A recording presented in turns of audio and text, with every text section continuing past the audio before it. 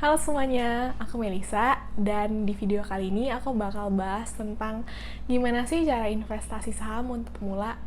Dan video ini cocok banget buat kalian yang baru mau investasi saham tapi bingung harus mulai dari mana. Oke, jangan lupa nonton videonya sampai akhir dan langsung aja ya kita mulai. Oke, untuk langkah pertama adalah sebelum memulai investasi apapun, kalian harus tahu dulu nih profil risiko kalian apa. Profil risiko itu secara singkat adalah kemampuan kalian untuk mengambil resiko. Nah, profil risiko ini dibagi jadi 3, yaitu adalah agresif, moderat, dan konservatif. Dan investasi yang kalian lakukan akan bergantung sama profil risiko kalian.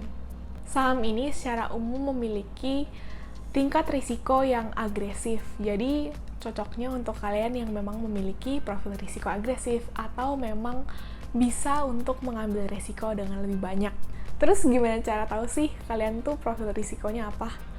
Nah, ini tuh sebenarnya udah banyak banget di internet orang yang bikin kuis ini dan kalian bisa tinggal cari aja kuis profil risiko dan pasti keluar. Nanti aku juga bakal link down below salah satu yang aku suka dan menurut aku oke. Nah, kalau kalian ternyata punya profil risiko yang nggak agresif atau konservatif atau moderat, aku saranin kalian bisa investasi di instrumen lain kayak misalnya reksadana atau peer-to-peer lending atau deposito atau yang lainnya. Yang penting sesuai dengan tujuan keuangan kalian dan profil risiko kalian. Tapi kalau misalnya kalian udah cocok nih untuk investasi saham, ayo kita langsung lanjut aja. Jadi untuk pemula, aku saranin kalian cek saham-saham di indeks LQ45.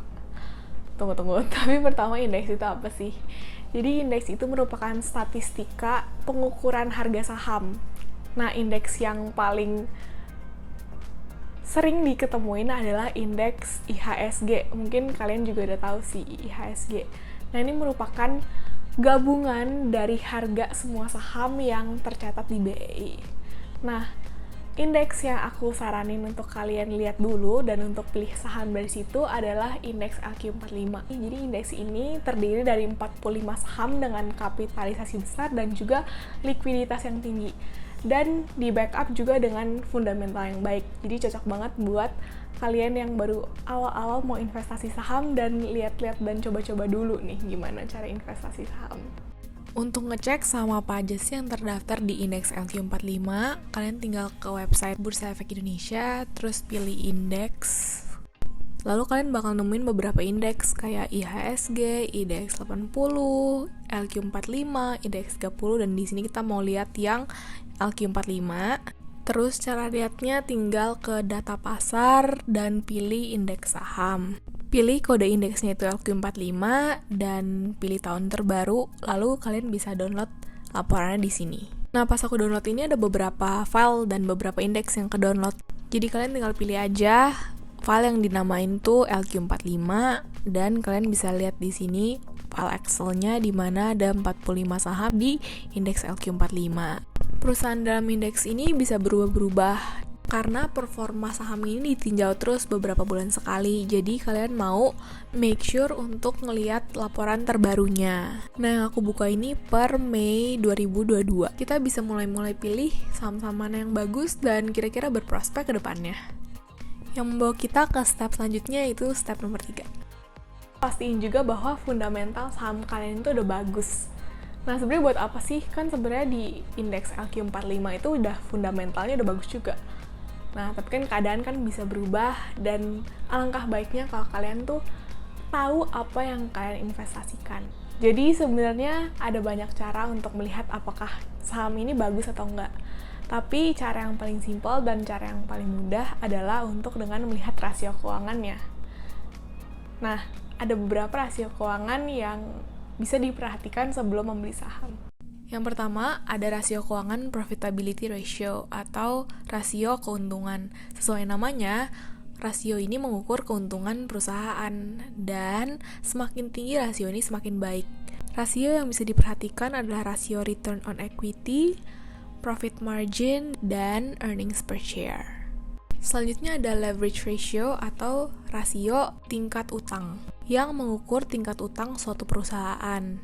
Karena setiap perusahaan memiliki bisnis model yang berbeda-beda, ada baiknya kita membandingkan rasio ini dengan perusahaan di industri dan di sektor yang sama untuk melihat apakah rasio ini tinggi dibandingkan dengan perusahaan sejenisnya atau tidak.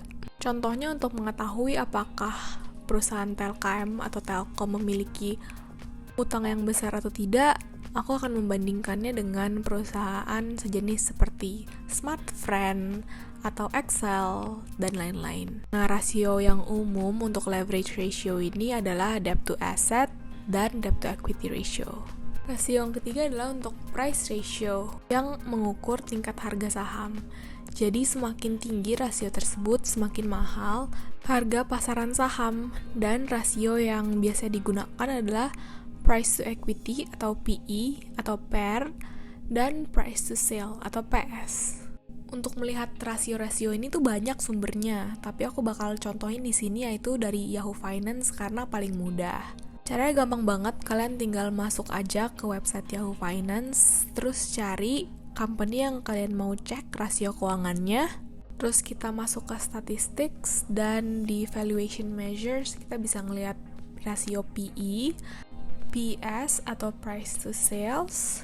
Terus bisa juga ngelihat profitability, yaitu profit margin, operating margin, dan di management effectiveness ada pengukuran return on asset dan return on equity.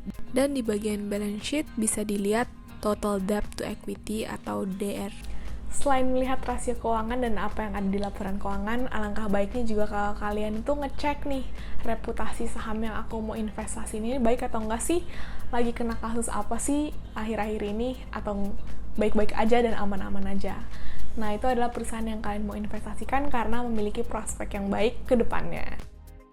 Kalau kalian udah ketemu saham yang kalian mau investasiin, kalian mungkin bisa coba untuk nabung rutin. Sisihkan pendapatan per bulan kalian untuk dimasukin ke saham tersebut. Nah, tapi perlu di-note juga bahwa saham ini merupakan investasi dengan jangka panjang. Jadi, kita bisa lihat bahwa saham ini trennya naik terus, tapi dalam jangka panjang. Dan dalam jangka pendek itu dia bisa volatilitasnya tinggi, atau dia tuh bisa naik turun. Oleh karena itu, buat kalian yang cari investasi untuk mungkin 2-3 bulan, terus mau ditarik, aku nggak saranin sih. Nabung saham ini juga bisa membangun habit kalian dalam berinvestasi dan disiplin. Nah, tapi kalau misalnya kalian itu juga udah merasa bahwa saham ini tidak layak diinvestasikan lagi, kalian bisa pindah ke saham yang lain. Dan jangan lupa untuk cek fundamental saham tersebut secara berkala untuk mengetahui apakah saham tersebut masih layak untuk diinvestasikan dan kalian pegang atau enggak. Oke teman-teman semuanya, sampai sini dulu video dari aku, dan aku harap video ini bermanfaat buat kalian. Dan jangan lupa juga untuk do your own research sebelum investasi saham, karena investasi saham ini nggak mudah dan kalian perlu juga melakukan banyak riset sebelum kalian mulai. Oke, kalau gitu thank you banget udah nonton video ini sampai akhir. Jangan lupa like kalau kalian suka videonya, dan see you in my next one. Dadah!